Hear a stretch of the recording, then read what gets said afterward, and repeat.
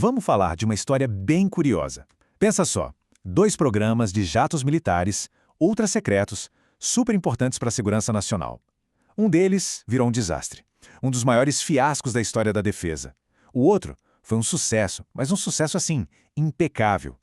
E o mais intrigante disso tudo, eles tinham muitos dos mesmos ingredientes. Como é que pode, né? Olha só o contraste. De um lado, o A12 Avenger 2, um desastre de bilhões de dólares cancelado no meio do caminho que rendeu quase 20 anos de briga na justiça. Do outro lado, o FA-18 Super Hornet, entregue no prazo, mais barato que o previsto e, olha, super elogiado pela liderança da Marinha. São literalmente os dois extremos, o dia e a noite. E agora vem a parte que deixa tudo ainda mais interessante. A principal empresa contratada era a mesma para os 2 programas, a mesma tecnologia, a mesma indústria e resultados totalmente opostos.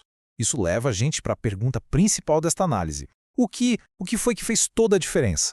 Então, a resposta não é o que a gente poderia imaginar, sabe? Não foi um material revolucionário nem uma tecnologia super avançada. O ingrediente secreto, na verdade, foi uma ferramenta de gestão. Uma metodologia, um jeito de medir o desempenho de forma bem objetiva. Ela é conhecida como gerenciamento de valor agregado, ou pela sigla em inglês EVM. E pode parecer um nome complicado, mas a ideia por trás do AVVM é até que bem simples. Basicamente, é uma técnica que junta os 3 pilares de qualquer projeto: o custo, o que precisa ser feito, o escopo e o tempo. Tudo isso para responder uma pergunta fundamental. Estamos recebendo valor pelo qual pagamos? Simples assim. E como isso funciona na prática?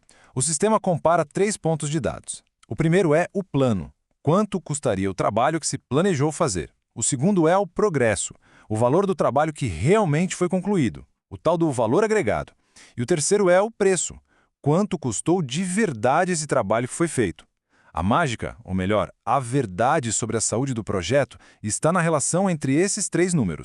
Beleza, agora que a gente entendeu a teoria, vamos ver o que acontece quando uma ferramenta poderosa como essa é simplesmente ignorada ou usada do jeito errado. Vamos voltar para a história do desastre do A12 Avenger.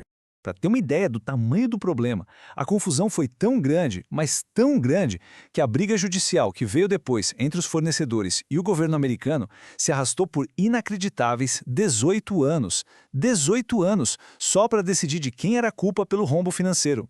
E o programa era tão secreto, mas tão secreto, que nem os analistas de alto nível do Pentágono sabiam direito o que estava acontecendo. Quando um deles finalmente conseguiu botar as mãos nos dados de desempenho e analisou tudo, a conclusão foi imediata e, assim, assustadora. Ele disse: temos um desastre em nossas mãos. Aqui a gente começa a ver como os dados foram, digamos, maquiados. O plano original que vemos à esquerda era totalmente realista, sabe? Feito para parecer bonito no papel. Mas a realidade, à direita, era outra e bem feia. Os problemas de custo e prazo eram gigantescos, mas apareciam como se fossem pequenos. Tinha até entrega de avião inteiro que nem tinha orçamento. A verdade estava ali, nos números, mas estava sendo escondida de propósito. E aqui está o ponto central da questão. Para a equipe do A12, o tal do EVM não era uma ferramenta para gerenciar de verdade o projeto. Era só burocracia. Sabe, é um relatório chato que tinha que ser preenchido e não um sinal vital, um termômetro da saúde do projeto. Bom, chegou uma hora que não dava mais para esconder o tamanho do estrago. E quando a verdade veio à tona, a liderança agiu rápido e com firmeza.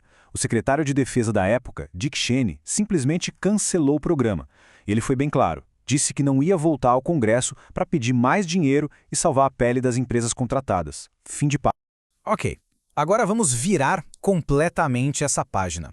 Sair dessa história de fracasso e analisar o exato oposto, o caso de sucesso estrondoso do FA-18 Super Hornet. Gente, o contraste é absurdo. A virada de chave para a Marinha foi tão grande, tão completa, que levou um vice-chefe de operações navais a soltar essa frase que ficou famosa. Eu acordo toda manhã e quero beijar o Super Hornet nos lábios. Dá para imaginar? O programa era simplesmente adorado por todo mundo. E a grande mudança de mentalidade está aqui. A equipe do Super Hornet jogou fora aqueles relatórios mensais, que chegavam com os dados já velhos, com 6 semanas de atraso. No lugar, eles criaram um ritmo de negócios semanal. Os dados do EVM eram frescos, atualizados, integrados com tudo, e o mais importante, eram o centro das reuniões da equipe. Deixou de ser burocracia para virar o coração, a pulsação do projeto. E eles fizeram outra coisa bem esperta. Em vez de medir o progresso só em dinheiro, em dólares, eles passaram a medir na moeda que realmente importa num trabalho de engenharia: horas de trabalho. Horas planejadas versus horas de fato trabalhadas.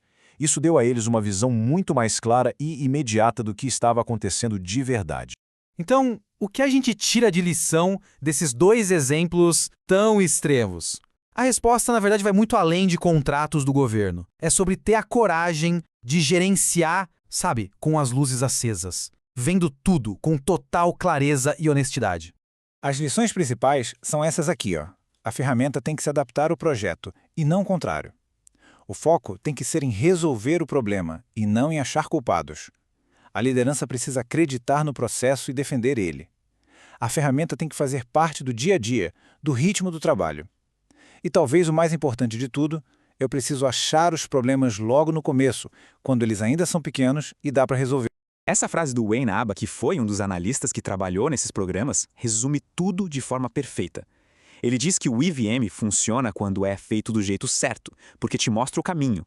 Mas ele também funciona quando é feito do jeito errado, porque aí ele te dá um alerta, um alarme bem alto de que o plano está furado. Ou seja, ele te diz na cara: vocês não sabem o que estão fazendo.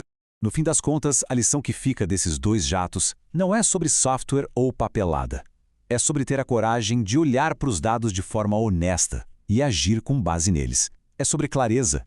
E isso nos deixa com uma pergunta final, que serve para qualquer projeto em qualquer área. Será que a gestão está sendo feita com as luzes acesas?